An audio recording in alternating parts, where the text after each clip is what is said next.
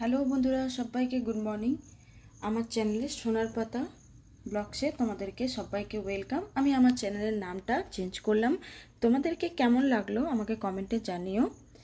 Banalata blogs থেকে করলাম সোনার পাতা ব্লগস। এই যে আমি সকাল সকাল নিয়ে আসলাম ফুল, আর ফুল আনতে গিয়ে সামনে বাড়ির দিদির গাছের আমও একটা পেয়েছি।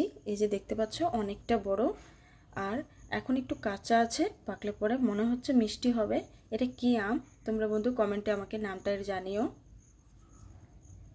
অনেকটা বড় আছে, একটু একটু ইয়েলো রং এসছে, কিন্তু অনেকটা শক্ত আছে। বলো সকাল সকালে এরকম একটা আম পেলে কার না খুশি লাগবে। এই যে পেয়েছি আম, চলো আম গাছটাও তোমাদেরকে দেখাচ্ছি আমি। এই যে দেখো, আশা করি দেখতে পাচ্ছ তোমরা আম গাছটা। এই যে প্রচণ্ড বড় বড় গাছ আছে, তার জন্য সেজন্য দেখা যাচ্ছে না। আর বন্ধু তোমরা এরকম আম খেয়ে আমের আঠিগুলো আর লিচু রেখে পরে রাস্তা বা কোনো ফাঁকা জায়গায় ফেলে দিও, যাতে পরে তোমরা অক্সিজেন পাবে।